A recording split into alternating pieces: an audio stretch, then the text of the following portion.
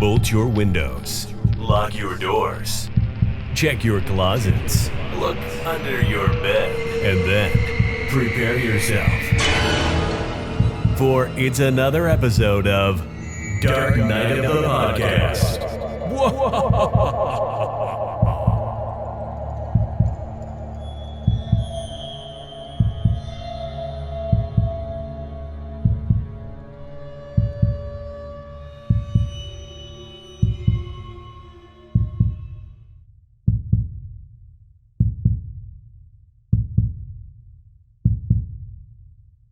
Come and knock on our door. Come and knock on our door. We've been waiting for you. We've been waiting for you. Where the kisses are hers and his. Three's company too. Unfortunately, or fortunately, this week, it's not Three's Company as we trek through the month of June, or as I trek through the month of June without my regular co-host, Roger, because as we all know by now, he is off filming his sophomore film Meet. So far, everything looks like it's going great. So again, we are definitely keeping him in our thoughts. We can't wait for him to get back to the podcast. But as you know, it also means that I can bring on some special guests to talk horror films with me. And this is kind of funny because you are Chris, the third Chris in a row. You're the last of my trifectas of Chris's. I don't know how that worked out, but it worked out. So so this week I have a fabulous guest, an author, and I'm going to let you tell the audience a little bit about yourself, get them familiar with you. But this week we welcome again our third Chris of the month, Chris Shamburger. Chris, welcome to Dark Knight of the Podcast. Thank you for taking the time to come on. Thank you so much for having me. This is awesome. I listen to this all the time, so to actually be a guest on this is amazing. Well, we appreciate you listening. You know, if you can put up with us rambling for hours on end each week, we definitely have to give you credit, and credit is having you come on the show. But why don't you take a minute here to tell the audience a little bit about yourself, what you do, how you got interested in horror, just basics, just to get them familiar with yourself. Sure, and I'll try not to get too long-winded here. My name is Chris. I'm an author. I write under the pen name C.S. James. I write a spooky middle grade series called Twisted Books to Leave You Shook, which is kind of a nod to the anthology stories that I grew up reading, like Goosebumps, Scary Stories to Tell in the Dark, Bone Chillers, things like that. As far as my interest in horror, I actually became interested pretty early, maybe when I was 6 or 7, when Scream first came out. That pretty much solidified my interest in the genre. And before that, again, anthology series like Goosebumps, Are You Afraid of the Dark on Nickelodeon, things like that just really triggered that obsession, and I've been hooked ever since. Awesome. Yeah. So your book series, I have read them and they are great. They definitely are very reminiscent of the Goosebumps, the R.L. Stein stuff. And I know that's what you're going for, and you definitely succeeded. There's 3 of them, right? Fright Filter. What are the other 2? So there's Fright Filter, Toy Horror Story, and Bad Luck Shriek. And in the same tradition as Goosebumps, they can be read in any order. And I did that because I wanted to kind of create stories for everybody. So even though you might not like one story, you might like the next one, and you don't have to feel fully committed to it if you don't want to read all of them. Awesome. And as I got to say, as an English teacher, middle school, high school English teacher, and now a middle school, high school librarian, what I've been doing for the last 9 years is I've been a librarian at a middle school and high school. Currently, I'm at a middle school. I got to say, I love the fact that you specifically, but anybody that chooses to write horror genre books for young readers, because to be honest with you, it's really, really hard to find good quality horror books to put in a library for kids to check out. And it's interesting because I guarantee you, and it's the same every school that I've been at, you know, when kids come into the library and they ask for a specific genre, you know, because most of the libraries I've been in are still Dewey Decimal. So the fiction books are on the shelves by author's last name. So they can't really go to a specific section, but they will come in and they will ask, hey, where is the blank section?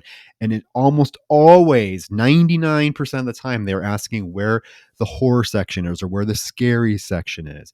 or where the mystery section is. And so it's very awesome for you to fill that niche, because it is a void that I think has been left since the Goosebumps series in the 90s, 80s, and all that. There needs to be more of that. So it's awesome that you're doing that. Well, thank you. I appreciate that. And you're right. Writing for middle grade kids is very challenging, but it's a challenge that I really enjoy. Uh, I like having to get creative with my scares. You know, when you write fiction for adults, it's very easy just to go into the tropes of blood and gore and violence and things like that. But when you're writing for kids, you don't really get to go that far with it. So you have to come up with other scenarios to frighten your audience, and that's a challenge I really Yeah. enjoy. So are you continuing the series, or what are you working on something else in the future, in the near future, or what's your plan for your writing? So I started writing middle grade fiction, and it's been really rewarding. I feel like I've gotten everything out of it that I'm going to get for the time being. So for now, I'm kind of putting that on pause, and I think going forward, I want to focus more on adult fiction. I kind of look as writing middle grade fiction as training wheels for doing the big time stuff. So it kind of gave me the experience and the know-how of what to do going forward. So yeah, I think I want to start branching out into more adult horror and getting my feet wet with An that. anthology seemed to be your thing, right? So would it be like maybe an adult anthology horror novel? Okay. Yes, absolutely. Yes. Definitely short story fiction. I thrive off of short stories. I just think even Stephen King, I think his best stuff is in his short Oh, stories. I absolutely So agree. One of my favorite Stephen King novels is one of his short story collections, Night Shift. yeah, it's one of the best. Yeah, Absolutely. it really is. So, yeah.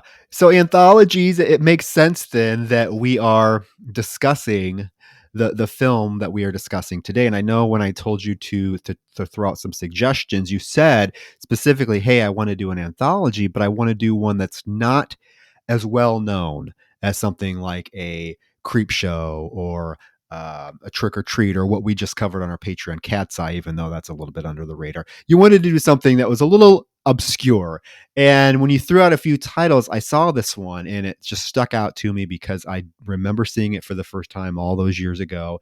And I didn't remember a lot about the actual stories, but I did remember John Ritter, which I paid some sweet tribute to John Ritter in my opening little serenade there with the Three Companies, a theme song that I thought was fitting. But so I was like that one right there, because I remember seeing it paired on the DVD with Cherry Falls. Cherry Falls, great underrated slasher. We covered it several episodes ago. So I wanted to revisit this one. So specifically, I know you, because you chose this one. You had like two others on your list as well, but specifically, like, what about this film made you want to discuss it for an hour, hour and a half? Well, like you said, I definitely like to bring attention to some of the lesser known films within the genre. Um, I can probably type in Creep Show into Spotify and find at least 3 or 4 episodes of different podcasts talking about that movie.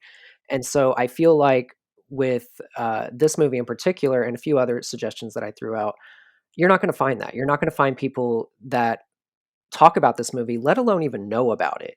And I feel like because this is one of the more recent, and I say that with this movie being 23 years old, but one of the more recent modern anthologies, a lot of people just don't know about it, or it's not in the pulp culture eye the way some of these others are. And that's really a shame because this is a great underrated movie. And I'd love to bring more Well, attention to it. we're gonna do so, because I actually agree with you. It's a lot of fun, and yeah, the segments actually are very, very well constructed. I like the fact that they are so uniquely different from each other, but we will definitely get there to discuss each of the segments. But we are talking about the 2000 film anthology Terror Track. Again, probably best known for starring John Ritter. I think that was the big selling point with the film, and he's great in it. It's great to see him go outside his typical typecasting and do something a little bit more. I don't know, just let him have a little bit more fun. Let his hair down a little bit, and just really go places that he rarely gets to go, doing strict comedy as his thing. So definitely a welcome addition. He comes in, he does what he's supposed to do, and just makes the film, just gives kind of just that much more of polish to the film. But there's also other actors that pop up in the film that I'm like, oh my god, I did not realize that this person was in this. But guys, if you haven't seen Terror Track, yeah, it's obscure. I don't know how readily available it is now. I remember, like I said, I remember it used to be on the like a double DVD with Cherry Falls. I don't know if you can still get it or not, but I'm sure if you do some sleuthing around and you've never seen this film, you'll be able to find it online to check out. Shall we get into the film? Are you itching to discuss all the goodness that is Terror Track?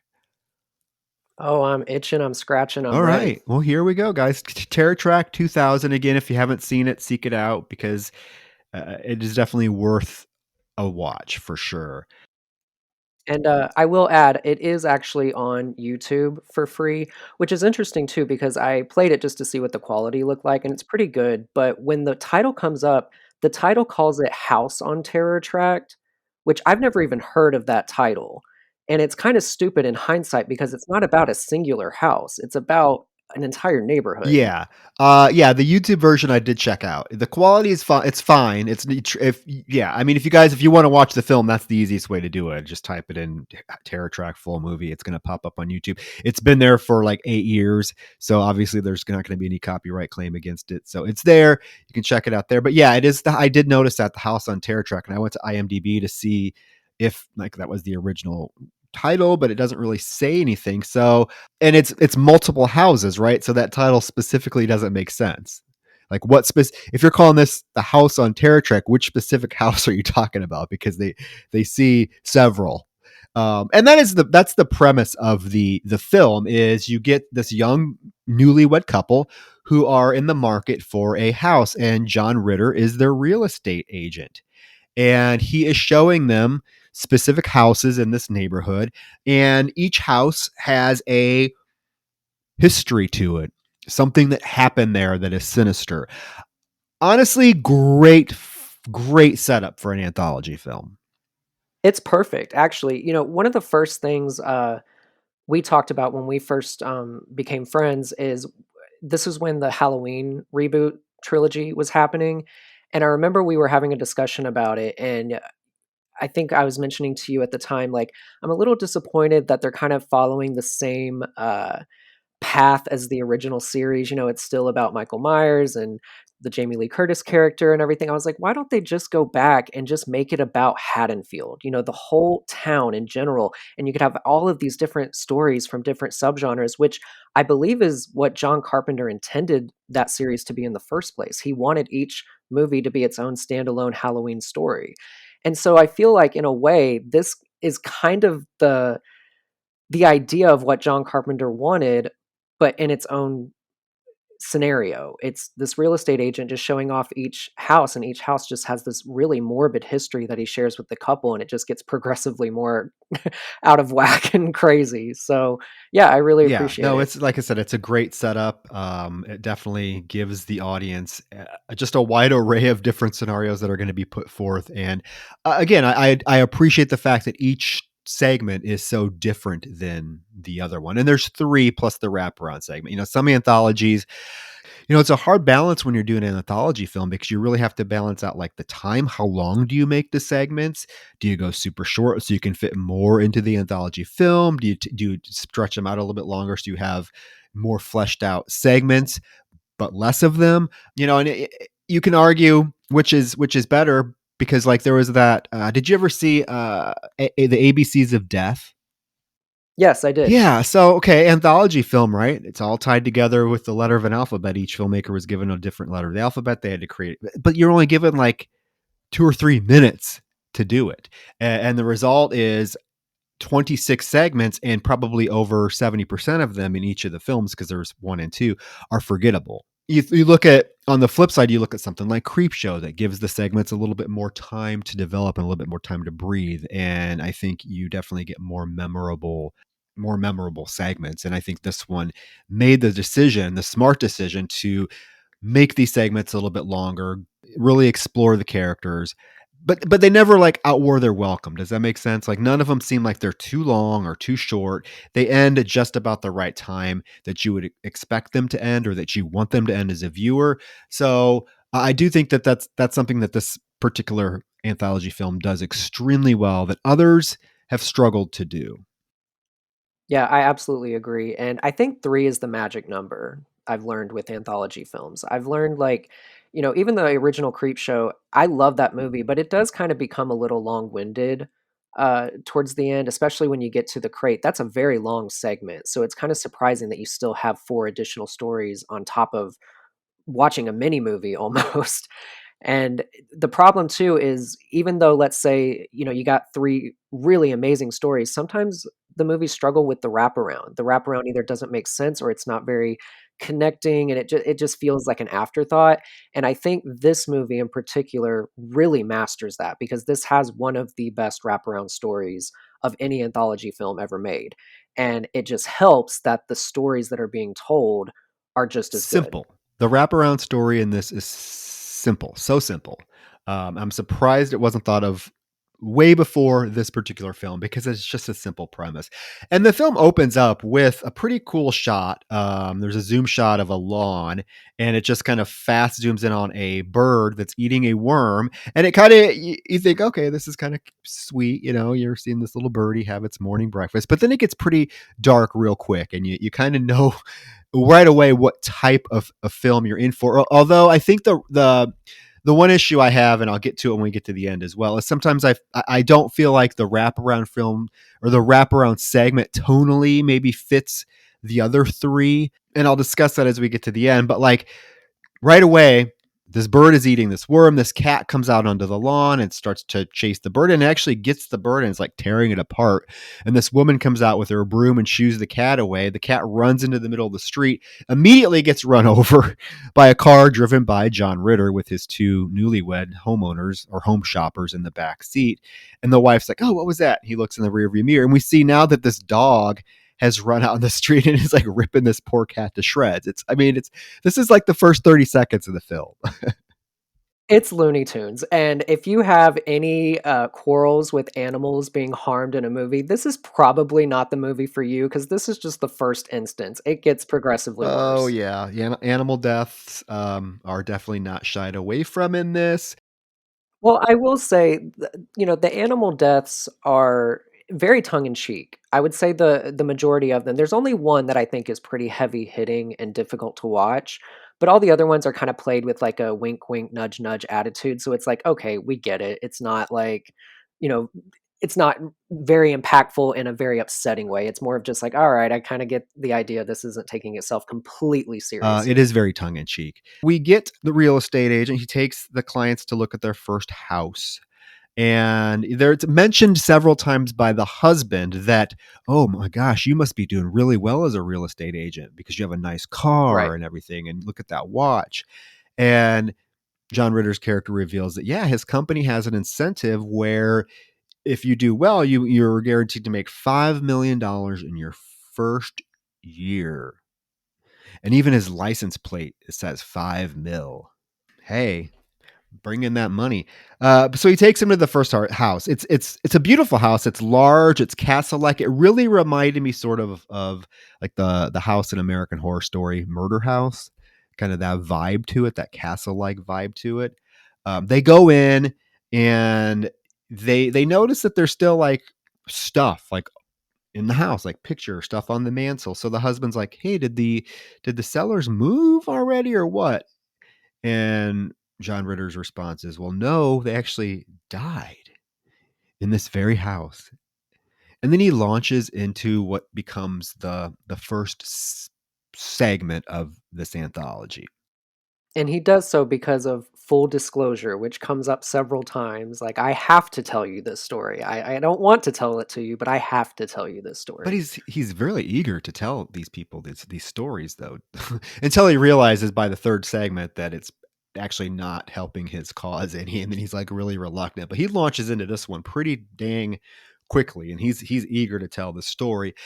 And it's a classic like revenge lover, scorn lover story. And it's about a couple, Lewis and Sarah Fremont.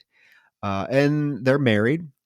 And Lewis is going away on a business trip. And as he's getting ready, we get this ominous moment where we see a POV of someone watching the house as Lewis leaves. And then Sarah goes up to her bedroom. She's undressing, and we see someone is coming into the house, and it's very ominous. They come up behind her, grab her, and then twirl around and kiss her. And it is her lover, the man she's having an affair with, Frank.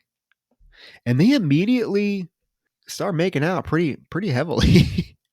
Oh, yeah, she's on the bed moaning, like, just all into it, and I don't even think he's done anything to her yet, like, he's maybe, like, lifted her shirt a little bit, and she is full on I orgasming. know. It was making me uncomfortable. It goes on a while. She is moaning, and yeah, and I'm like, what are you doing to her? Like it looks like you're just like kissing her stomach. I don't, is he supposed to be like performing oral sex on her? I don't know. There's no nudity, but the moaning does get a little, yeah, it would be uncomfortable if you were like watching this with your mother. Just put it that way.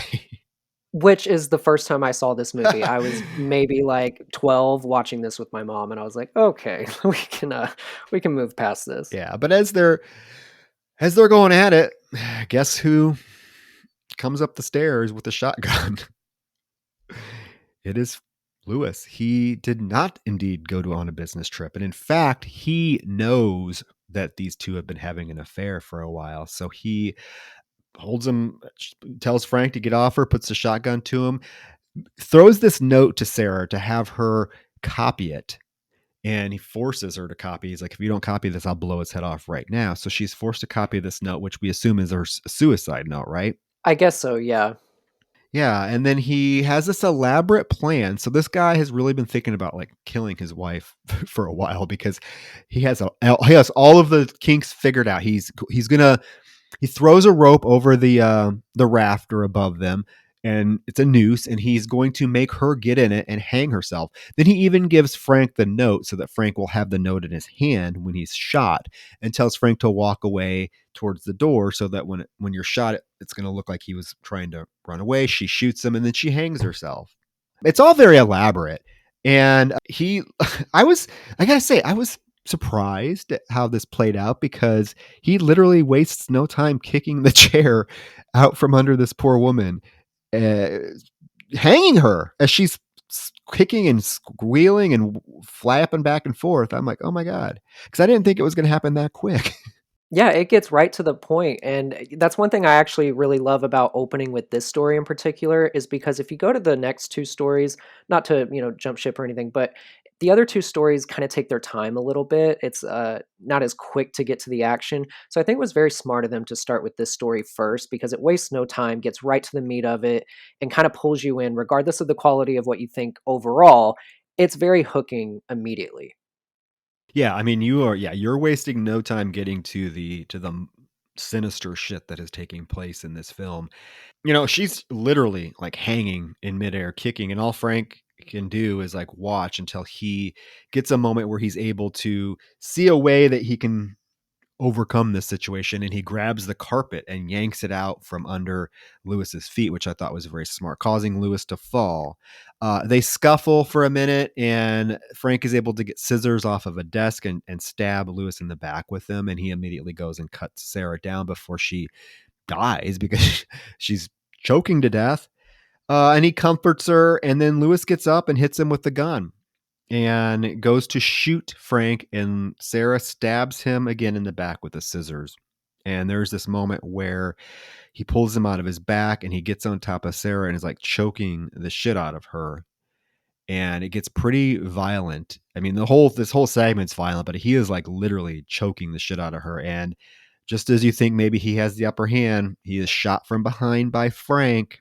And I wanna go back for a second and say the strangulation, both, Lewis strangling his wife and, Sarah being hung from that rope, the Foley work is so good in these scenes. Like, I know you're not really seeing her hanging, like, in full view, but just the shot of that cord around her neck and her face looking very pink and purple with that Foley work, it's really well done, and I think that's why this movie is pretty effective. I think the sound effects for everything that's happening, even when you're not actually seeing it, it implies it so strongly that you do feel impacted by it.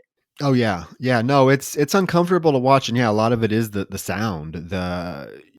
Her squeals, like the sound of the rope as it's creaking against the rafters as she's swinging back and forth, kind of flailing. It's all very meticulously done, and you can tell that a lot of craftsmanship went into this film, which I appreciate because again, a lot of anthology films, or a lot of anthology films that have come out and probably since this film, have not been, I think, as successful as a polished final product. There's no, like, I don't know, like consistency and quality throughout the segments, and I feel like this one is the exception because you do have, like, I think this has two directors who were responsible for doing the entire film, and they directed each of the segments and whatnot.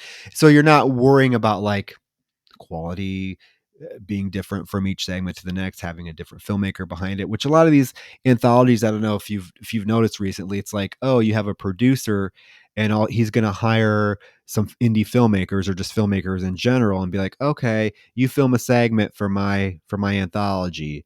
So the result is you're getting there's no, like, again, there's no consistency in the quality of the segments you're getting, and I've seen that quite a bit here lately because there have been some indie anthologies on the scene that have done that. Some of them have been good, but some of them not so well. So I appreciate the fact that this one remains solid throughout all the segments. And in fact, I think it kind of builds to the final segment being the best of the three in terms of quality and tone and everything like that.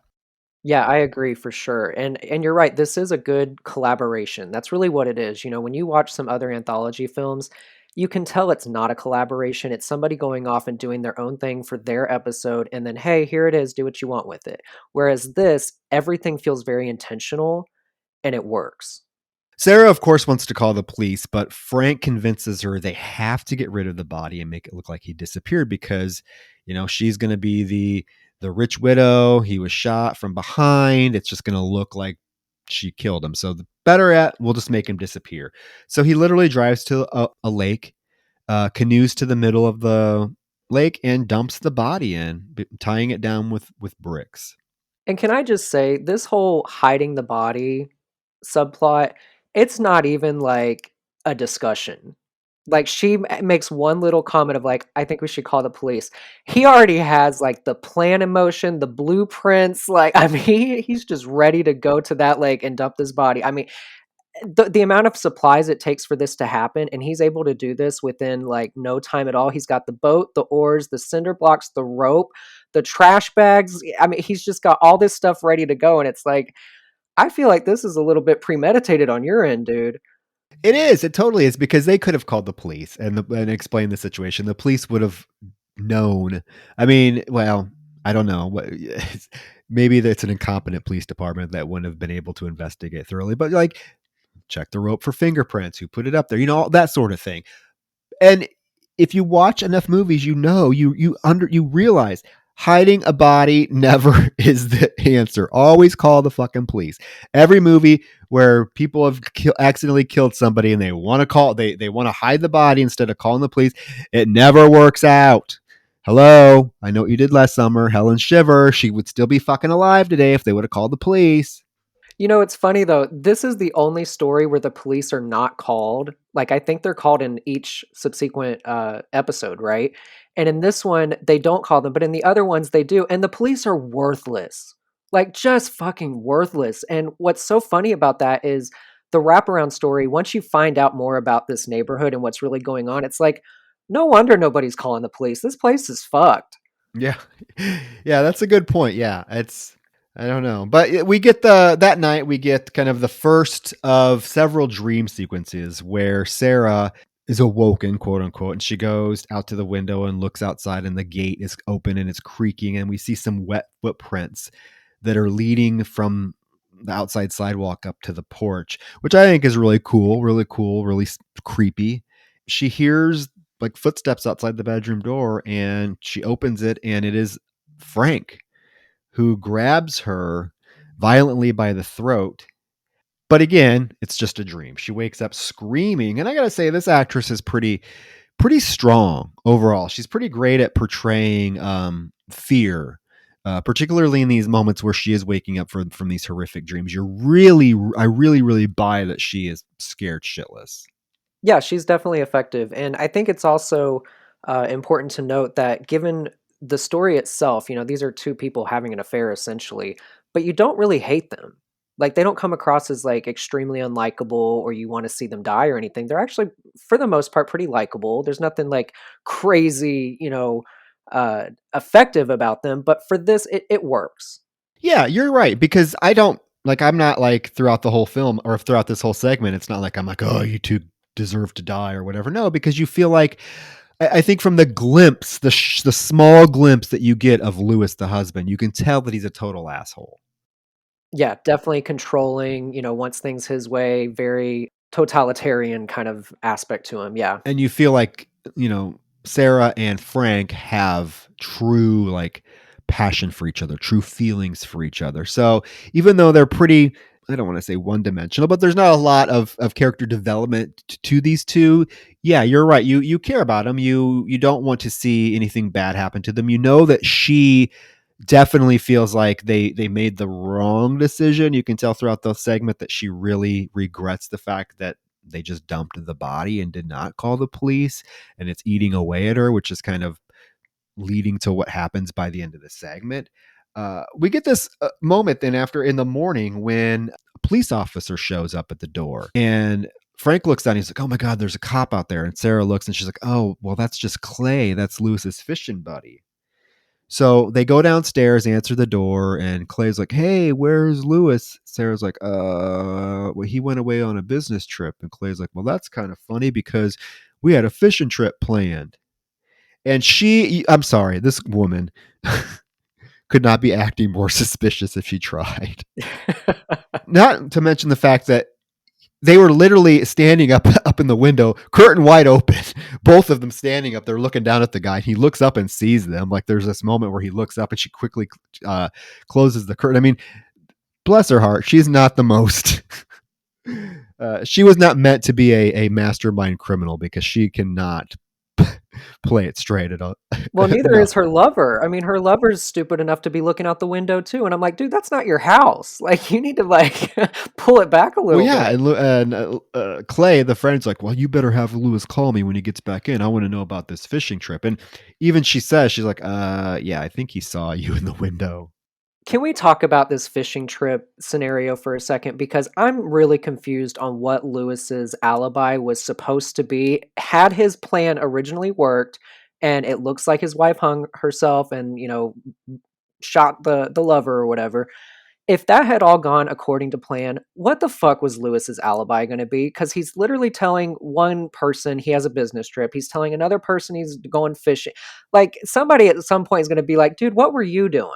Yeah, it doesn't make a lot of sense. He meticulously plans out like how he's gonna kill his wife and her lover and make it look like she did it. It was like a suicide murder. Yeah, he's not really that meticulous when it comes to like other details, because he's in the house, he's like touching everything. Like, he's touching the note, he threw the rope up there, his fingerprints are over. Yeah, he's telling one person he's here, he's telling the other, he's telling this cop for, I don't know.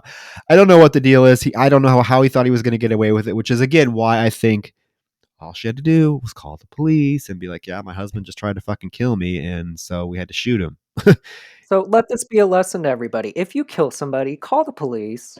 Yeah, especially if they were trying to hang you. I mean, don't you think that a good medical examiner would have come and like looked at Sarah's neck and been like, "Yeah, she was hanging from a rope for a while." I mean, wouldn't have been that hard to prove that he was really trying to kill them. Exactly. Worst case scenario, your affair is exposed. Big deal. I mean, you're still killing somebody in self-defense here. So there's this little moment where she talks about like, "Oh, I can't believe that this really happened. It all seems like a dream. Like, I don't know, a dream's it's like it never happened." And Frank's like, "Yeah, that's what we got to do. We got to make it look like it never happened. And then when it blows over, when this all blows over, we're gonna get out of here." I don't know how. So they just expect that people are gonna believe that the husband just up and vanished. And then they're gonna run away together in a few weeks after people supposedly forget that the husband is missing. Again, none of these people are really thinking through the entirety of their plan. Particularly, like these two idiots realize that they did not hide Lewis's car. That it's and she told Clay that he took his own car to the business trip, but yet the car is still parked out on the street. Yeah, it's, like, parked around the corner or something like that, which is so stupid because, like, wouldn't you just leave the car? Because now by touching it and getting in it and trying to move it, you're being seen driving it around the town, your fingerprints are now all over it, like, even if you do dispose it, if it does get found, you're dead, like, you're busted now. Yeah, they could have just left the car there. That the car being parked around the corner would not have any like bearing on whether police thought that she had something to do with it or who knows. But that night she wakes up again to the front door opening. She hears it creaking and she gets out of bed to look out and sees the footprints again. She hears the footprints outside the door. Instead of opening the bedroom door this time, she does lock it. And she gets back into bed and pulls the covers over her. And we get this like jump scare where Lewis's corpse pops up and pulls her down under the bed, under the covers of the bed. It's pretty effective. And of course, she wakes up screaming again. Yeah, it's a great jump scare. Yeah, no, it got me. It got me. The next morning, phone call wakes her up. It's Clay. He's being persistent, I guess, because he is a cop. He has to be. And he's like, I don't know what you're talking about this business trip for because I called his office and his secretary said she had no idea about any business trip. And I think something fishy's going on here. And this is when he asks her, like, what car did he take? And she's like, what car did he take? He took his car. Can I just say, I have a note here that says, because I think the actual line he says is something strange is going on. I wanted him to say something fishy is going on because he's in the lake. I see. I think I added something fishy is going on. See, I should be a screenwriter. I think he did say something odd is going on because I put something fishy's going on because he is in the lake. There you go. Ding, ding, ding. So now they realize that the car is still parked around the side of this road. So they go and get it, but they cannot open it because the keys must still be on Lewis because of course they are. And these idiots do not have spare keys to their car. Like what fucking car owner does not have a spare set of keys to their car? I can actually say my car doesn't because I bought it used and they didn't have the second set. So Well, you know what? If someone ever kills you and your car's locked, they're gonna have to go dig your body out of the goddamn river to get that's your keys. right. See, I'm here to make it as complicated as possible. So Well, yeah. So their plan is again, what the fuck? What the fuck? Their plan is, or it's not their plan. It's Frankie's plan. This wife, she's a fucking mess. She doesn't know what's going on. His plan is immediately he's like, oh, I have to go get the keys. I'm gonna have to dive down there and get the keys. So instead of just leaving the car and like being like, okay, we can come up with some reason why the car is still here. Maybe we don't know. We don't know why. It's just he's gonna go dive back into the pond or into this lake, go down, find the corpse, like, and then get the keys from it. it's stupid. It's stupid. Like, why wouldn't, like, in the grand scheme of it all, why wouldn't she just call the police and say, "Hey, I just saw Lewis's car parked around the corner and he's not in it. I can't get a hold of him. Like something suspicious is going on." That makes more sense than going through this elaborate scheme of getting the keys, coming back, taking the car, driving across town, going to the lake, dumping it in. It's too convoluted. Yeah, simple. Just call the police, talk to somebody else besides Clay and be like, yeah, I found my husband's car parked around. Clay knows this because I've told Clay he was supposed to be on a bit. Yeah, but whatever. They don't do it. Instead, Frankie does drive to the pond and he canoes back out to the spot. I want like he goes to the exact spot where he dumped the body, dives in and goes down and finds the body, gets the keys, and it's edited in a way that there's this moment and it cuts away back to her. There's this moment where it seems like the corpse grabbed him as he's getting the keys, and then it immediately cuts to Sarah at home. It's all very elaborate. It's well done. Like the shots under the water are really well done. The cinematography is great, but they do a really good job of like tricking you into thinking you saw something that you really didn't. Because like the second time I watched, I'm like, oh okay, Yeah, and I definitely want to give props to the filmmakers of this because even if you're not a fan of this movie, you have to kind of marvel at the ambition that they had making this movie because there are so many things happening here. that as low budget filmmakers, you don't do this stuff. You don't have underwater scenes. You don't have a plethora of nighttime scenes. You don't use animals. You don't use children. You don't have all of this. And this movie tackles all of it head on. Yes, yes. I was thinking the same thing. It really does. I mean, it adds obviously a lot to the production value of the film, and again, it goes back to these filmmakers being pretty concise, pretty meticulous with the constructions of the stories. You can tell, yeah, working with animals as we get to the second segment. Whew, I mean, definitely some impressive stuff.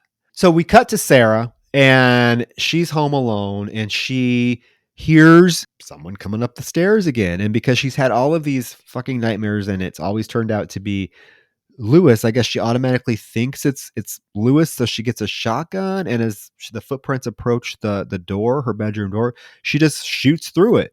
Again, this woman is not the smartest cookie in the bunch because it ends up being Frankie. Like the door pops open and we see it's Frankie. There's this elaborate like slow motion shot of his hand falling and the keys to the vehicle fall out because he did actually get the keys from the lake. But she shoots him without even being like, who's there? Who is he? She just shoots through the door.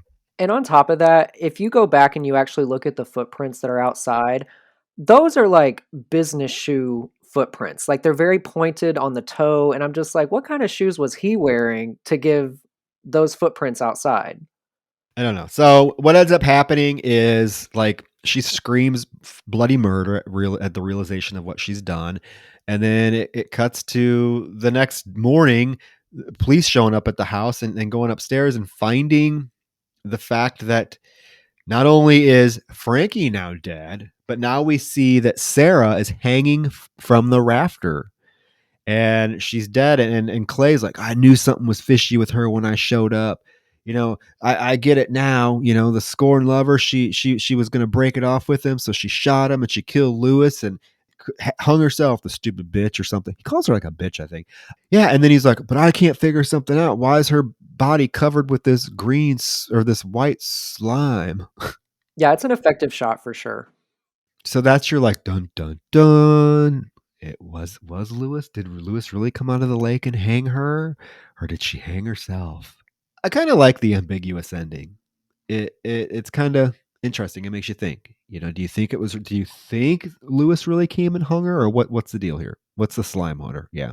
I do have to say, it makes me wonder, where did the real estate agent get all of this information? Like, how did he create this story to share with these new homeowners? Like, where did all this come from?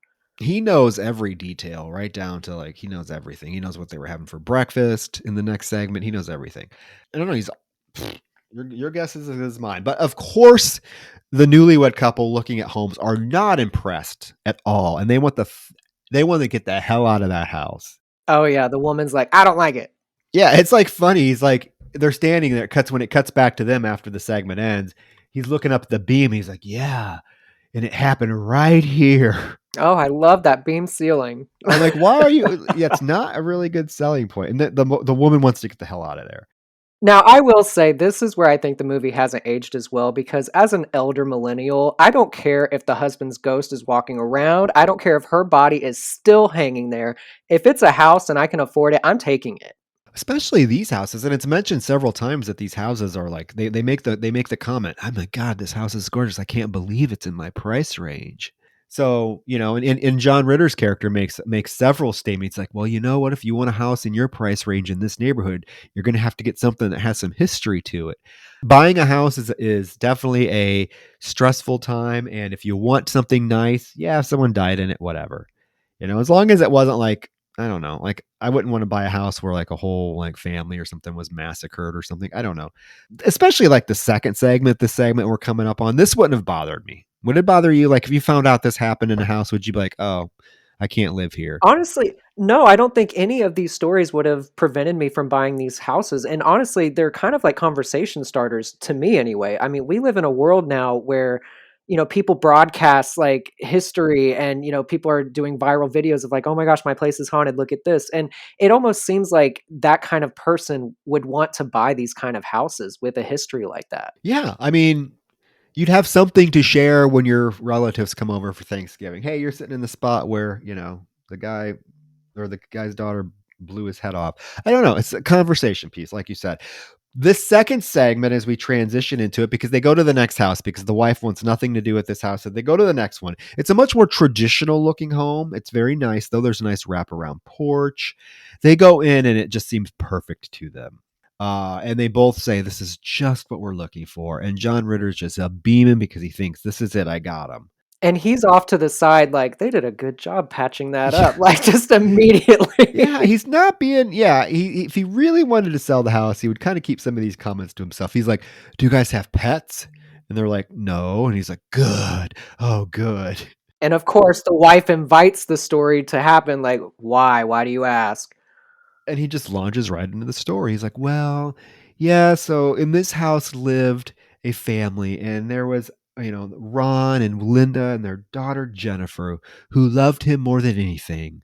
Well, anything except, and then it launches into the second segment, where we see Mr. fucking Breaking Bad himself, Bryan Cranston. Oh my god, I did not know he was in this, but here he is in this segment. It's so funny. Whenever you watch a movie or a show and you see somebody that's really famous for one particular thing, you kind of, like, associate them with that, but this is the first thing I remember seeing him in, so anytime I see him, this is the movie I think of. You're like, oh, it's the guy from Tract. Right, and they're like, "Who? What are you talking Yeah. about?"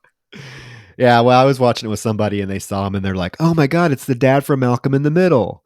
So, I mean, people are going to have different, memories of Bryan Cranston because he's a fucking great actor. Let's put that out there. He can do it. Oh, for Yeah. sure. And he's good in this. But yeah, so he's brushing his teeth. His little daughter, Jennifer, comes in and she is excited because she's like, Daddy, Daddy, Daddy, guess what I found in the backyard? A monkey in a little red suit. He's like, oh, honey, are you sure it's a monkey? It could have been a squirrel. And she's like, I'm not stupid, Daddy. It was a monkey. Would a squirrel be wearing a red suit? And she's like, can we keep him? Can we keep him? He's like being dismissive because who's really going to believe that a monkey is kind of in their backyard, right? Right. And I do wanna say with this daughter, there's 2 comments I have with this. Number 1, whose daughter is this? Because she looks like neither one of them, like, not by a mile, especially the mom. Like, there's no way that came out of that mom. And number 2, the daughter, in my opinion, for this particular story is perfectly annoying. Yes. I have that note as well. The actress, yes, she's annoying as fuck, but she's actually really good at being annoying and you really dislike her. You kind of want to slap some sense into her because she's so shrill. I mean, this little girl screams constantly and you just want to slap her, but like it's part of like the character. I mean, you can tell that this is a little girl who's spoiled and is used to getting exactly what she wants. And now she sees this monkey and her whole fixation is this monkey. She has to have this monkey. She's going to do what she can to get this monkey. She's used to being able to cry, act like she's mad at her dad to get whatever she wants. They're eating breakfast and she does like she goes downstairs to eat breakfast and her parents are down there and she literally said, come on outside. He wants more cereal. She drags him outside to the backyard. And indeed, there's a little monkey back there named Bobo. She's named him Bobo. In a little red suit. I love this little monkey. But you can tell right away that this monkey is not having anything to do with the adults, particularly the father. Because it sees the father come out and it immediately runs into a tree and it becomes like the consistent trait of this monkey is like it doesn't want anything to do with the parents. It just wants the little girl.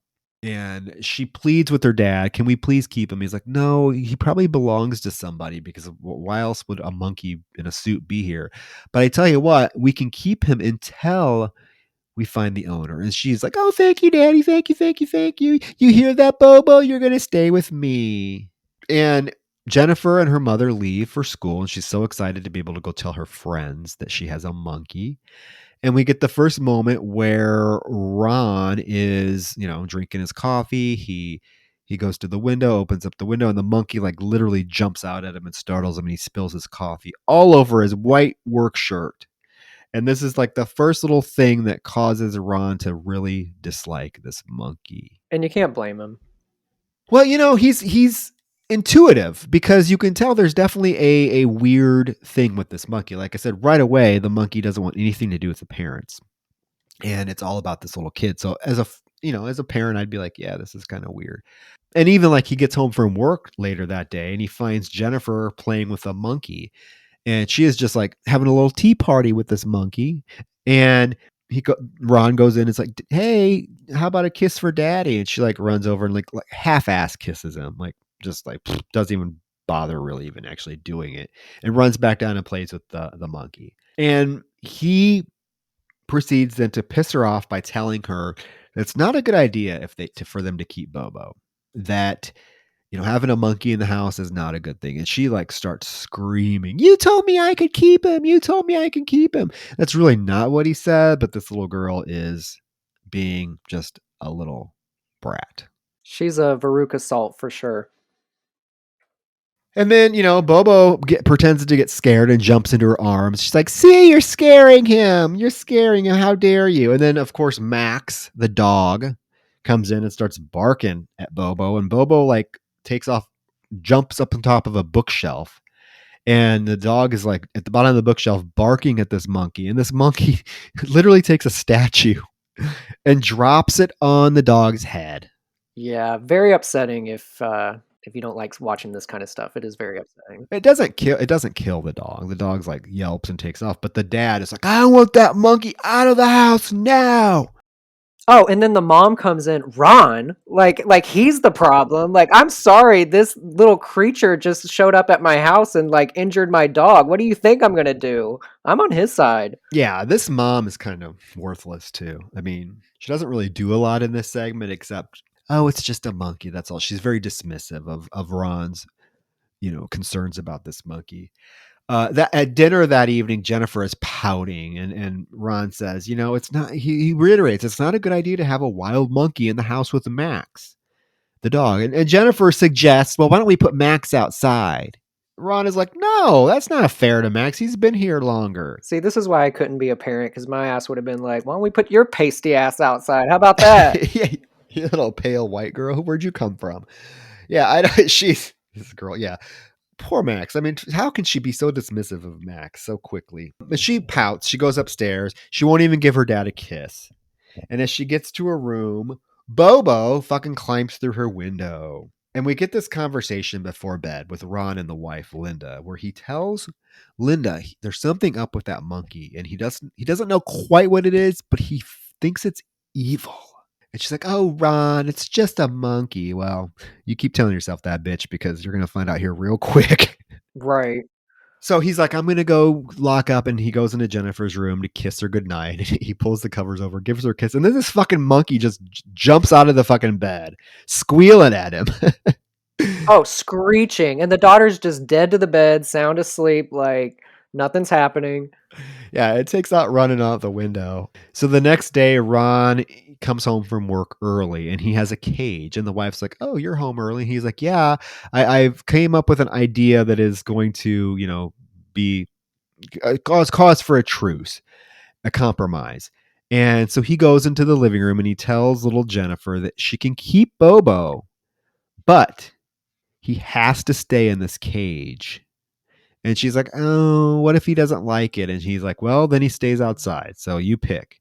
She's like, "Okay." So he carefully like tries to pick Bobo up and put Bobo in this cage. And as he's lowering Bobo into the cage, Bobo like bites the shit out of his hand. And again, he's like, "Get that fucking monkey out of this house now."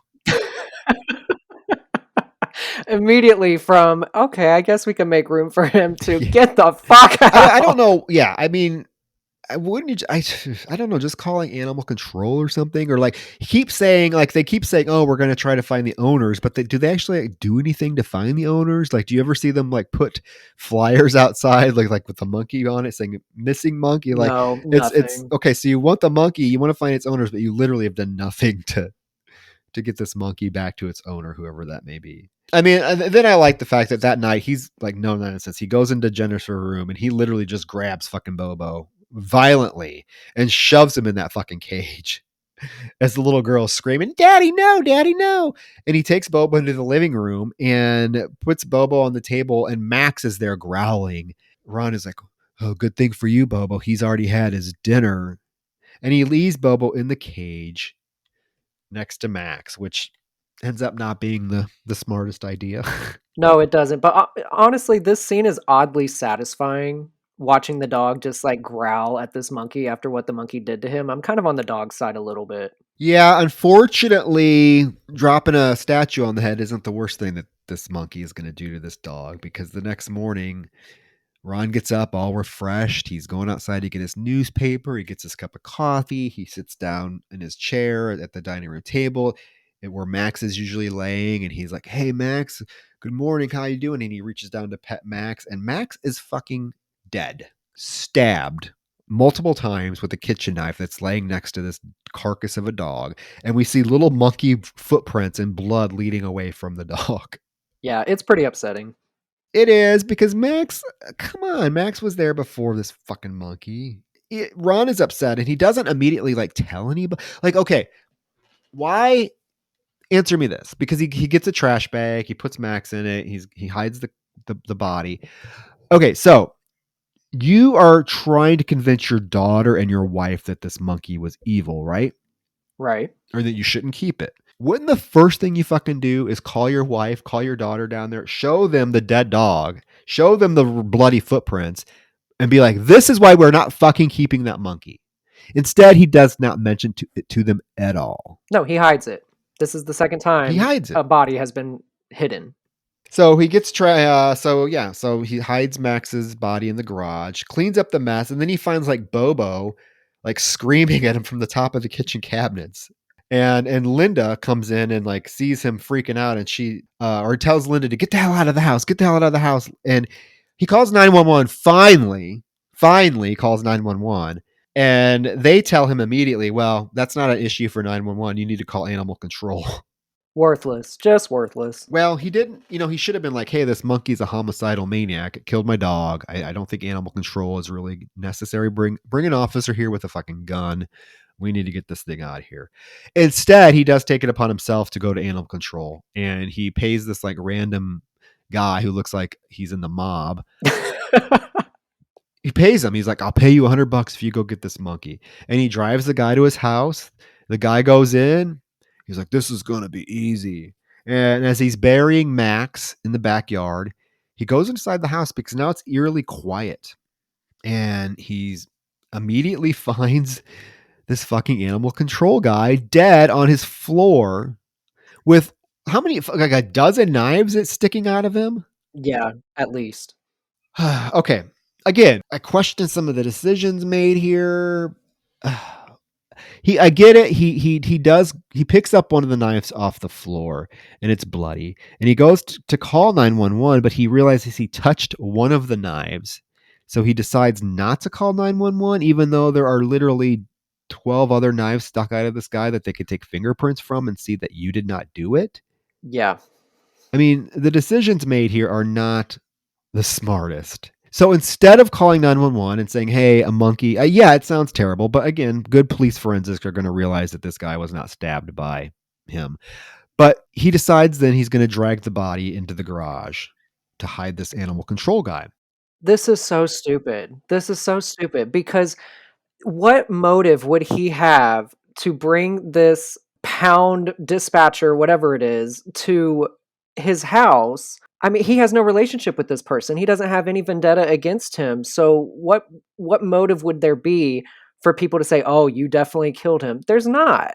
Yeah, it's not a lot of smart thinking here. So as things progress, you can't really feel bad for him because so many points throughout this story, a decision could be made that would have prevented what happens from happening. But he goes and gets a shotgun, and he goes back inside the house, and he's literally like hunting the monkey through his house. And Bobo literally like jumps out off of a bookshelf onto him and is like biting the shit out of him, scratching him.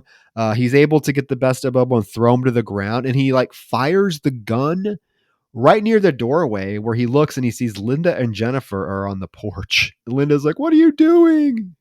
And he apologizes. And he's like, just come inside, come inside. Again, at no moment did this gentleman tell his wife, hey, this monkey killed the dog. It killed this man. He's out in the garage. I mean, I don't know. Instead, he thinks it's a better idea to go to the hunting store and buy a bear trap. And when he gets home, Linda is like, "Hey, have you seen Max?" And he doesn't respond. Instead, he tells her to go up to bed. And then he goes outside, sets this bear trap with a bunch of Fruit Loops in the middle of it because we've noticed the monkey likes cereal. That's how we were first introduced to him, with Jennifer was feeding him cereal. That night, it's storming and raining, and he's lying in bed, and we hear the trap click. Very distinctive sound. He goes outside, and guess what? It's empty. And then he hears a glass break from inside the house, and he goes back in, and he goes in his bedroom, and he finds that fucking Linda, his wife, has had her throat slit wide open by this fucking monkey. Yeah, it's pretty And graphic. he is freaking out. He barges into Jennifer's room with the shotgun, and he is like, "Where's that fucking monkey? He killed your mother." And he kind of hears a noise in the closet, so he goes into the closet, and it's really like, effective. It takes its time, where he opens the closet and he's slowly peeking his head into the closet, and all of a sudden this monkey just jumps out. Yeah, there's a really effective, zoom in shot with the lightning and the thunder being, the only thing on the soundtrack, and it's really good. Yeah, no, this whole thing, again, working with animals has to be hard, and the choreography and everything that is done with this monkey is absolutely wonderful. Oh, for sure. I mean, I've got 5 cats. You know when the last time one of these cats listened to me? Never. Yeah. Never. I don't know how they got these animals to do what they did. Oh yeah, this monkey just fucking balls out, attacks him. Like he drops the gun, the monkey is clawing him, biting him. He's able to, like, it's on his back, so he like slams up against the bookshelf, and the monkey falls to the floor. He immediately pulls the bookshelf down, and it falls onto this monkey, pinning him to the floor. Even though this monkey is evil as fuck, I felt so bad for this little monkey. Oh, he looks so cute here. He's so sad. He's like, "Eh," and the big old bookshelf's on top of him. Like, "Oh no, Bobo." And Ron is like demanding his daughter. He turns around. His daughter has the gun. She's like, "No, Daddy, no." And she's pointing the gun at him. He's like, "Give me the gun now." She's like, "No, Daddy, no. Give me the fucking gun." And all of a sudden, we get an exterior shot of the house, and we see the gun go off. Jennifer shot her fucking dad. And we go back to the house with the real estate agent, and the couple are, their happy, chipper demeanor about this house has totally changed. They are terrified. They're horrified by this story. The wife is like, what happened to the monkey? And the real estate agent's like, "Oh, the monkey's long gone. Don't worry." So she shot her father, and he's like, "Yeah," and she's catatonic. She hasn't said a word since. But yeah, so that is segment 2. And you know what? I got to say, it's a standout segment for a lot of reasons. And I do like the fact that it sort of does harken back to some of the more, I would say, memorable segments from different anthology films. Like I remember, it just kind of reminded me, since we just covered Cat's Eye on our Patreon. Plug the Patreon if you want to hear it. Join Patreon, patreon.com/Dark Night of the Podcast. But we covered Cat's Eye, and Cat's Eye has that segment, kind of the wraparound story that ends up being the final segment as well, with that little troll thing that lives in the wall and the cat. And there's some great like choreography between these two creatures. There's another segment from the early 80s from Nightmares. Did you ever see Nightmares? It's an anthology film with like Emilio Estevez in it. There's that segment like at the end with the rat that has some good little choreography with this fucking rat. And then you get like something even like maybe like a creep show with like cockroaches. So I do like the fact that this kind of harkens back to like the animal, like killer animal theme that a lot of more established, well-known anthology films did before. And this one does it really fucking well. Plus it's a killer monkey. We all like killer monkeys. We had like, remember Monkey Shines from George Romero in the 80s. So it's really cool to see this segment. It's well done. Never get bored. And for the second segment, it kind of amps up the expectations in terms of how the anthology is going to come to an end, because this one's kind of hard to top. Yeah, and it's a frustrating segment, but I think it's meant to be frustrating. And I think honestly, now that you mentioned it, this isn't the only story that kind of gives me Cat's Eye vibes. I think the wraparound story with the real estate agent, doesn't it kind of remind you of Quitters Inc.?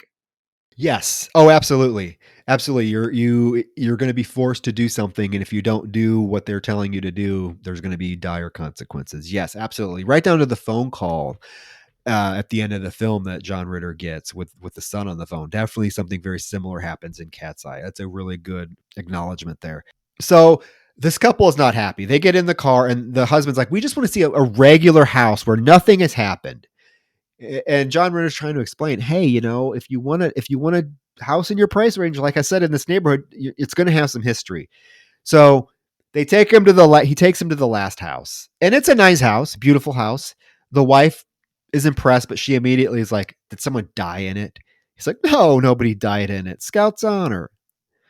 They go inside, and John Ritter gets a phone call from his now very sinister sounding boss. And he's like, "Did you make the sale yet? It's almost time." And he's like, "No, I got till 5, right? You told me till 5. I'm with them right now, and I think they're gonna make me an offer on this one. Just give me some time." But he's getting real nervous. He gets off the phone and he's super nervous. He wants to show. He's like, "Hey, did I mention I have a wife and kids?" And he wants to show him pictures of their family. And the wife is having none of it. She's like, "Look, listen. Why did the owners move?" And at this point, I'm sorry, this is her problem. Stop asking these questions. Like, maybe the less you know about this place, the better. So it's a you problem now. Exactly. And again, the last segment, and particularly this segment, would not make me not buy these houses, Yeah, I agree. because he is 100% right in telling them nothing actually happened in this house, which it did not. But he's like, okay, I guess I should tell you because you're going to find out anyway.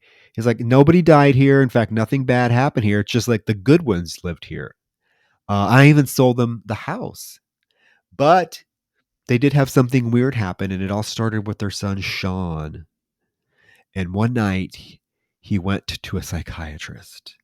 And now we cut to the third segment, which I think is it called Granny? I think each of these segments have a title. I think like the Yeah, I think it's Nightmare, Bobo, and then Come to Come to Granny. Granny, and then the wraparounds Make Me an Offer, I think. Come to Right. Granny. This one is an interesting segment for sure. Tonally, it's definitely different than the first two. It has a dark kind of vibe to it. And it almost reminds me of, like, we talked about Night Shift, Stephen King's Night Shift. And this segment really fucking reminds me of like a short story that came from Night Shift. Are you talking about the Boogeyman? Well, the Boogeyman, and even something like Strawberry. What was that one called? Oh, yeah. I can't remember the title. Yeah, you know what I'm talking about though. The strawberry something with strawberries. And the man. There's three of them: the strawberry one, the Boogeyman, and then the Man Who Loved Flowers. Yeah, I think this absolutely. is a combination of those three stories, and it very much has that Stephen King-esque vibe to it. And what it is, yeah, Dr. Corey is a psychiatrist, and she's at her office getting ready to leave for the evening when her secretary rings her and says, "There's someone here to see you." He does not have an appointment, but he says he has to see you desperately, and he's not going to leave until he does. So she's like, "Oh, okay, whatever. Let him in." And in comes Sean, who is a teenager, looks pretty harmless. And right away he asks her if she has heard of the Granny Killer. And she's like, "Yeah." And he's like, "Well, what do you know about the Granny Killer?" She's like, I know that he's somebody that is killing women wearing a granny mask." And she's like, "Well, what do you know about the Granny Killer?" And he says, "Well, I don't know anything, but I know his victims. I watched them die." And then he asks if she believes in telepathy. And he launches into the fact that he, for the last couple of weeks, has been having visions of the Granny Killer's victims being killed. And the first one he gets is in the shower. He kind of talks a little bit about his home life. He lives with his parents. They don't pay much attention to him. They're rich. You know, he gets a phone call one morning from Jasmine, who happens to be the first girl he's ever got close to, and she's teasing him on the phone. There's a little bit of sexual innuendos that go back and forth. They're supposed to be going jet skiing. And so she's like, "Hurry up. When can you be over here?" And he says, "I got to take a shower first." And he gets in the shower. And this is the first vision that he has of a Granny Killer victim. And we see it through his vision, a woman being chased into an alleyway where she is then stabbed and repeatedly, like he is feeling the stabs. Like in the shower, he's like grabbing his chest and stomach where this woman's being stabbed, and then she has her throat slit, and he grabs his throat. And there's that great shot of the soap falling from his grasp and hitting the floor of the shower. Yeah, and this granny killer, creepy, creepy. This could have been a whole feature. Like, I want to know about this fucking granny killer because that voice that this granny killer uses, come to granny now. It is. Yeah, and what a smart move to make the killer talk. You know, anytime you see one of these like 80s inspired slashers, the killer's silent, wears a mask, does his thing, that's it. Very smart call to have this killer be so vocal. Don't be frightened. It's just granny. It's unsettling. So that's the first vision he has, and the doctor asks him. Dr. Corey asks him if he's talked to anybody about his visions, and of course his response is no. Who can I tell? Nobody would believe me. Like, who's going to believe me that I'm having visions? And she's like, well, what about the police? And he says, well, no, they would just think I'm psycho. And then he cuts to like, I thought maybe it was just a one and done thing, but a week later I had another vision, and we cut to him in the pool playing Marco Polo with Jasmine. And, they're getting pretty hot and heavy. She takes her top off. They start making out in the swimming pool. And all of a sudden, he starts having a vision of a woman being killed inside of a school, which was very unsettling to me. Especially as like the janitor is like outside the door, like watching everything, and she can't get the right key. But this woman is literally hacked to death with a meat cleaver. And the poor janitor just has to watch helplessly. And again, the granny killer's like, don't be scared. It's just granny. But as Sean's having this vision, he is like violently reacting, and his reaction has caused him to like grab Jasmine by her hair violently, and he's like pushing her in the water. So she doesn't know what's going on. So she literally thinks that he is like trying to harm her. And we learn then, like, she slaps him and takes off, and we learn as he tells Dr. Corey that that's the last he ever heard from Jasmine again. She would not return his calls. And this is really, really good stuff. This scene is only like 2 minutes long, but in that 2 minutes, it establishes a really authentic relationship between these two people. You can tell that they like each other, they trust each other, and kudos to them for pulling that off. Because usually, when you watch a teenage focused slasher story, the teenagers usually come across as very boisterous, very unlikable. It's really difficult to navigate that. And I think the filmmakers did a really good job making them feel real and authentic and likable. And then for that flashback or premonition to happen while this is happening at the same time, to go from that trust and that likability to her doubting him very quickly, it's handled really well. Yeah, it is. You really get a sense of, yes, that he was very smitten with this girl, and she was smitten with him, but he could not tell her what really happened because she would not return his calls. And that's the end of it. He's like, I lost all my friends because basically I had no friends. My friends were her friends, and they all are now with her. And he says, like, I learned that the victim that I had the vision of was a teacher at my school. He mentions the fact that they looked everywhere and they could not find her head. Oh yeah, her body parts are all spread throughout the entire school. It's really, really disturbing. I'd hope they closed the school for a while and didn't make the kids go. Like, give them a week off while you're cleaning up that mess and trying to find this head, because all you need is some kid to open his locker and the woman's head fall out. Traumatizing. No, they still went to class. They still went to school. It's just like when you work retail and there's a big snowstorm. You're still coming in, right? Yeah. Well, yeah, the secretary buzzes in suddenly, and it kind of startles Dr. Corey. And the secretary's like, I have to leave for the evening because I have my night class, remember? Oh, she's the killer. Yeah. So this doctor's like, okay, she's being left with this boy.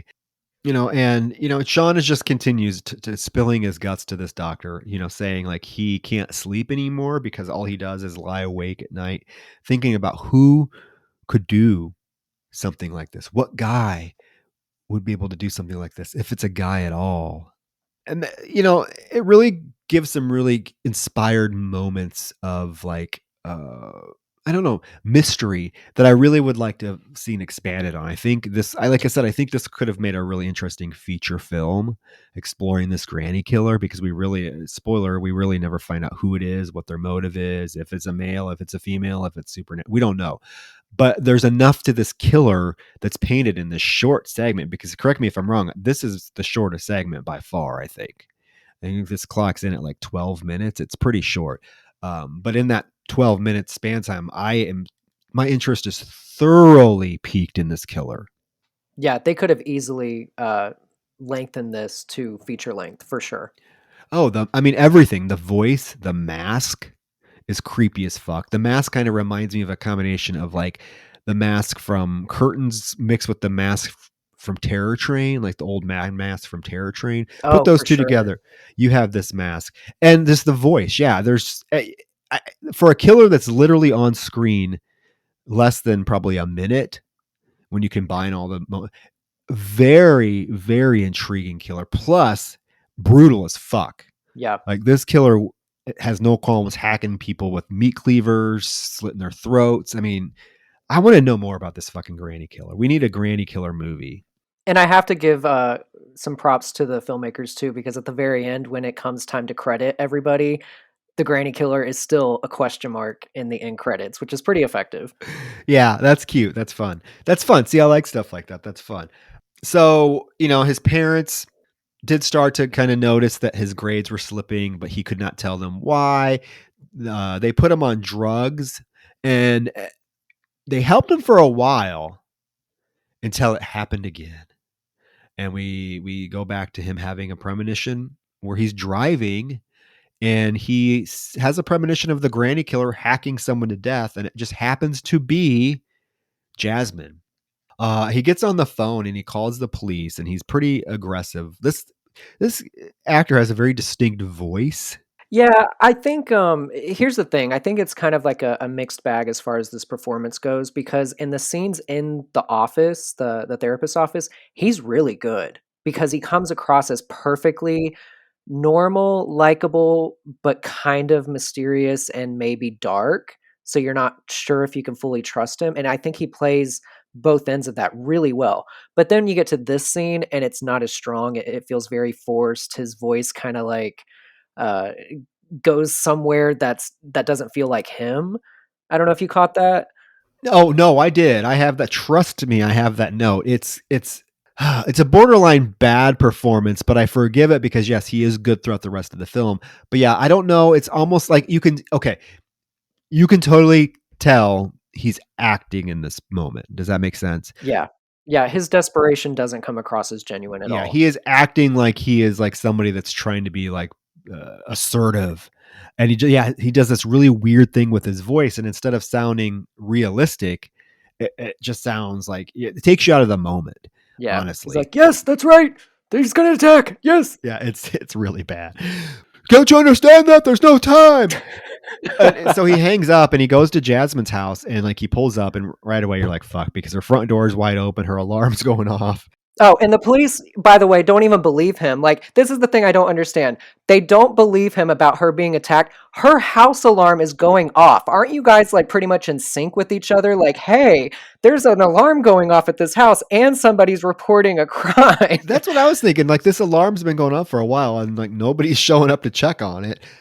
He gets there, goes in, and immediately he finds poor Jasmine. Not Oliver though, just her decapitated head lying on the living room floor.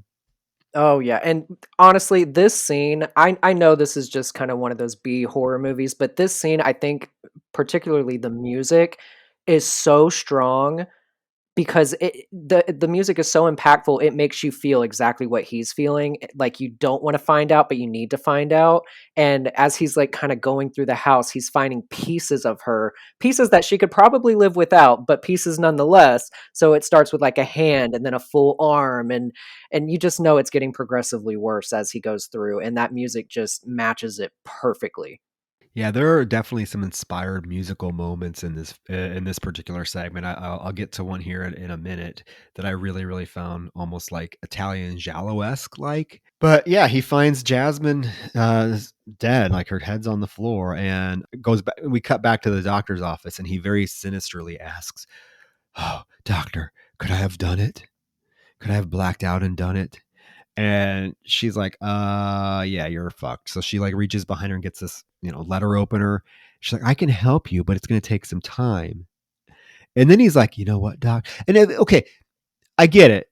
But can you not like say this shit to her so like creepily? Like he's acting creepy. I have that exact I'm gonna read it word for word. Okay, you're not actually helping her by being super creepy. That is my note. Yeah, no, like you're there for a specific reason, but you're being as creepy as fucking possible. He's like, I'm not really here for therapy, doctor. You know what I'm here for? Because a granny killer is going to strike again, and you're the next victim. Like, what else are you supposed to, like, it's very much like painting him to be like, I'm here to kill you. Instead of like, hey, doctor, I had a premonition. You're the next victim. Let's get the fuck out of here. This is exactly what Tucker and Dale versus Evil was making fun of when he comes up to the Yeah. kids. You guys gonna do some camping? Like, this is Yeah. that exact same scenario. Oh yeah. So I mean, she has this letter opener, and he literally like he's like, you hear that, doctor? You're the next, and he like gets up and starts like walking towards her, and she very smartly she like takes the letter opener and she like swipes him at him, and then she is able to grab him and slam him down on her desk, and she impales him in the gut with this. It's a letter holder thing. It's one of those like it's a square piece of wood with a like a long nail sticking up, and it's what you know people throw paper on, like stick paper on, like if you have like receipts or something. It's one of those things. The only other time I've seen it used in a horror movie for like a death is Intruder. Remember Intruder, the supermarket slasher where Yeah, they also did it in, Don't Look Under or Don't Look in the Basement, I think is what it was called. okay, yeah. So see, these things are quite deadly, so stay away from them. She takes off like running down the hall, and she gets to the elevator, and she's pounding on the elevator numbers, and the elevator slowly making its way up to the 8th floor. He comes out of her office, you know, he pulls this letter opener out of his stomach. Blood goes everywhere. And he's like, hey, doctor, I have something for you. And as he's approaching, he's getting closer and closer. He's like reaching into his jacket to pull something out. Just then, the elevator opens to reveal Granny with the meat cleaver raised. And at that same moment, Sean pulls out a gun, but he drops it and collapses because he's bleeding to death. And we cut back and we see the doctor's like shocked face. And the granny killer says, now be a good girl and come to Granny. And the meat cleaver goes down, and that's it. And the sound mixing here, the sound mixing is really effective because the music is swelling as you're waiting for that elevator door to open because it really drags it out.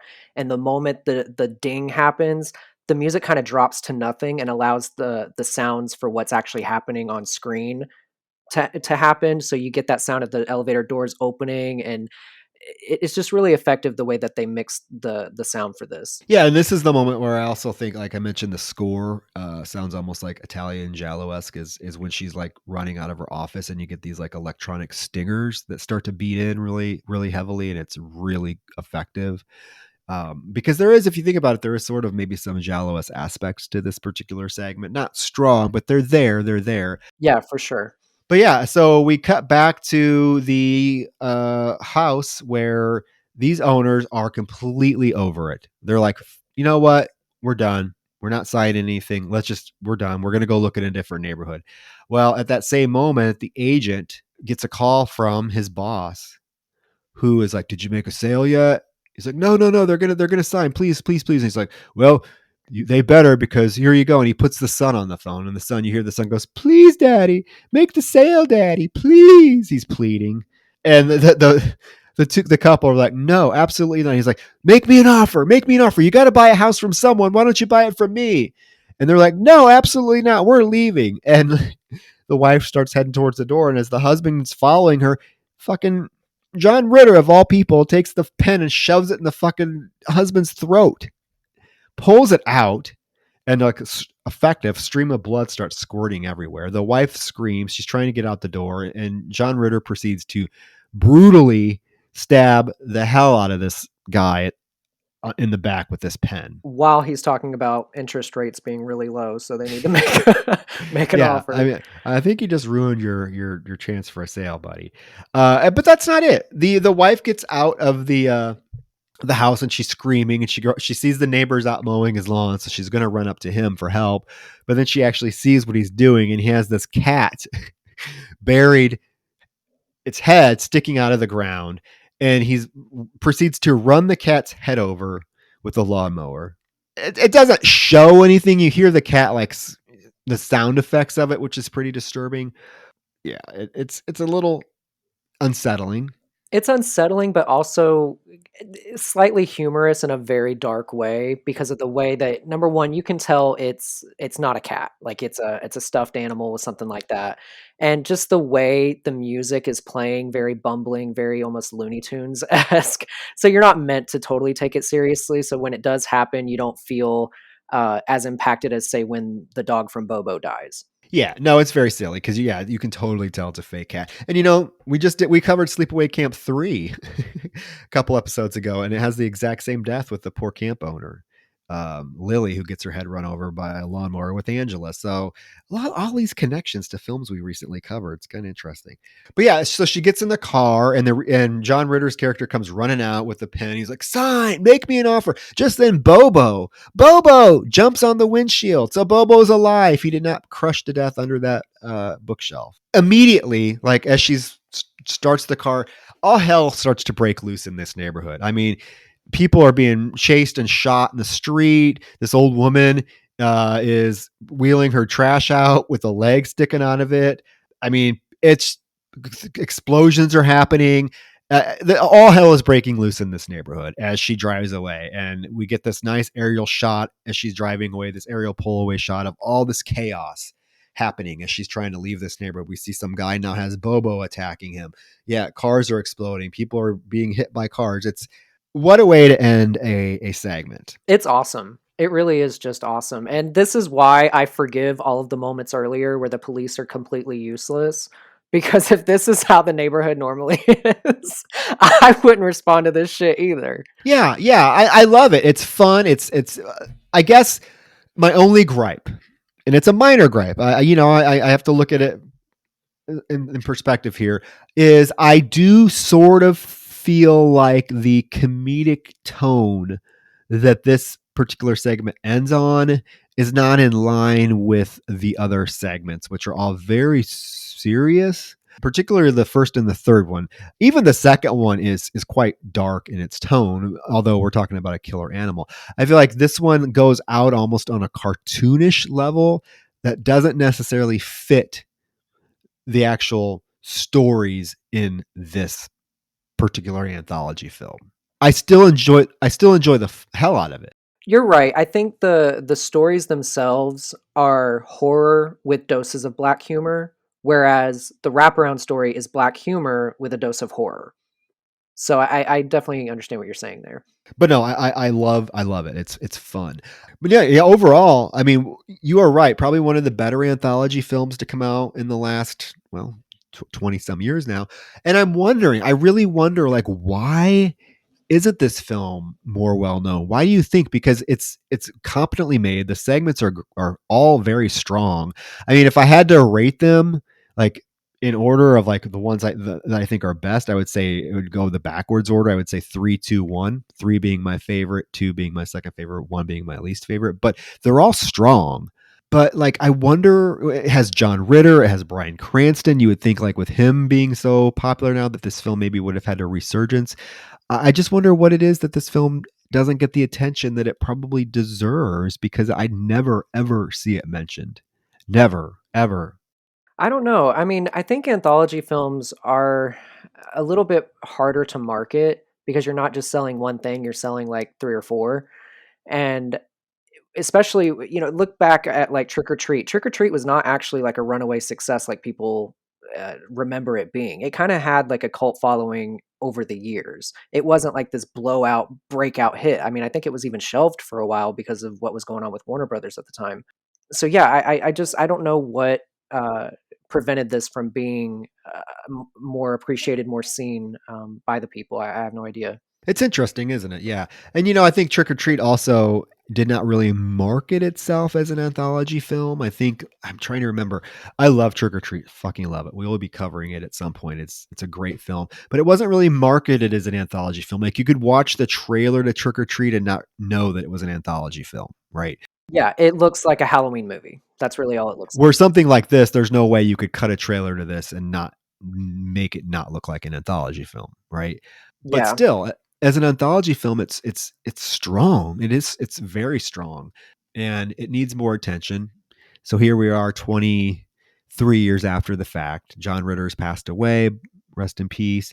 This needs more eyes on it, guys. Definitely, definitely. So I'm glad that you picked it. I'm glad we got to discuss it. I'm glad I got to watch it again.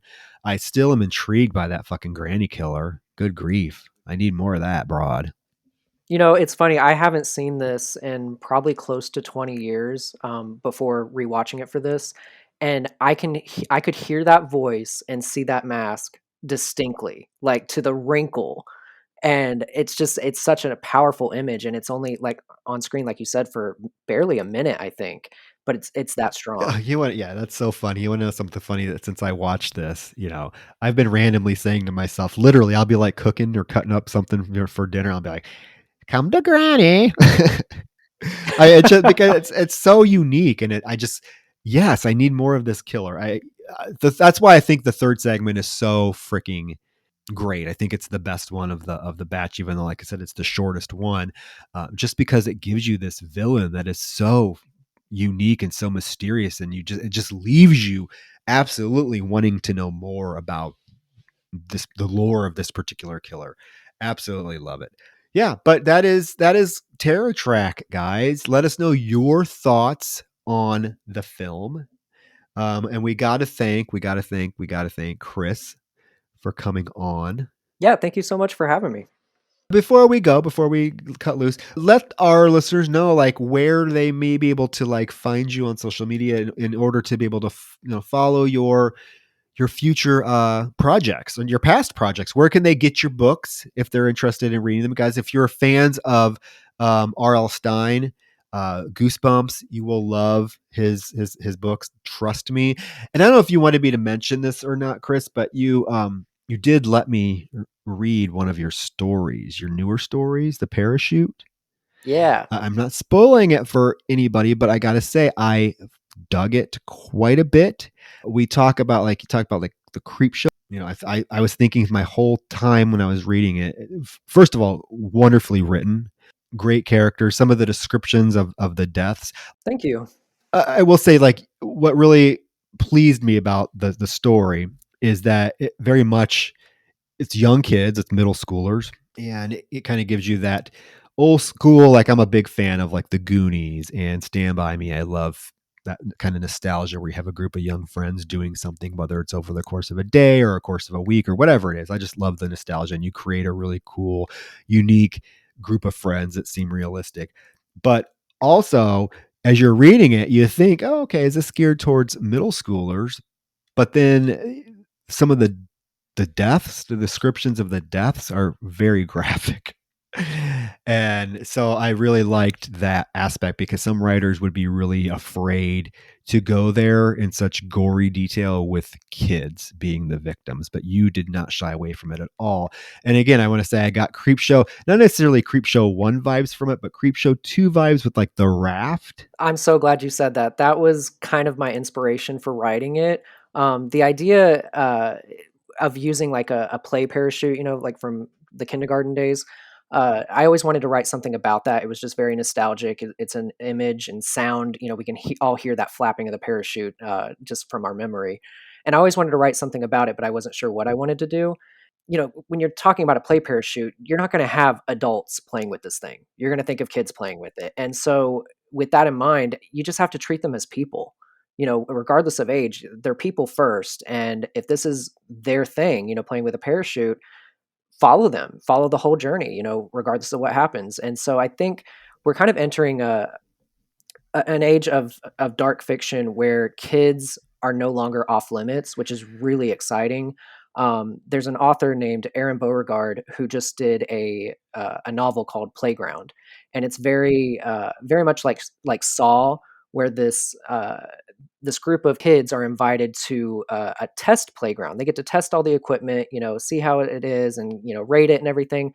Well, it's actually a death trap. Each different equipment in the playground is designed to kill them, and they have to figure out how to survive it. And so things like that are really just changing the course for horror and making things that were normally off off limits or out of boundary, we're allowed to do it now. And as long as I think you do it with the story in mind and with the integrity of the characters in mind, it's not gratuitous. These are real people going through real things. And so as long as you stick to that and you're doing it for that purpose, I think you're able to pull it off. And so I'm hoping that's what came across with that short story. Oh, definitely. I enjoyed it. I enjoyed it quite a bit. I was grinning the whole time I was reading it, particularly when we got to the gooey parts. But yeah, so I just wanted to say, excellent job. It definitely makes me look forward to what you have in store. Hopefully, it is. Is there like a plan for it to be part of like an anthology you're working on, maybe, or? Yeah, so I'm gonna go ahead and put a pause on the middle grade stuff that I've been writing, and I'll be working on a short story collection geared for adults. It does have a few stories pertaining to kids, but every story is written with adults in mind. But if you want to read any of my other stuff, you can find Twisted Books to Leave You Shook on Amazon. There are paperback and ebook editions that you can purchase. It's also on Kindle Unlimited, so if you have that, you can read them for free. If you want to follow me on Instagram, TikTok, my user is at Chris Has a Story. And yeah, so if you follow me there, I'll have updates as they come. Awesome, awesome, awesome. Well, Chris, it was a joy to talk this film with you. I'm glad you picked it. I'm glad you were able to come on. We thank you. Listeners, we have a few more weeks to make it without Roger. So stay tuned for what I have in store with you. This trifecta of Chris's has officially come to an end. So sad. So sad. So what name will pop up next week? We shall see. But with that, guys, again, thank you for listening. Remember, share the podcast, give us a rating on Apple Podcasts. We're getting up there. We're excited to see that. So, especially since Roger's gone, the podcast is like 50 times better without him here. So hit that 5-star button. Just kidding. All right, guys. Good night. Good night.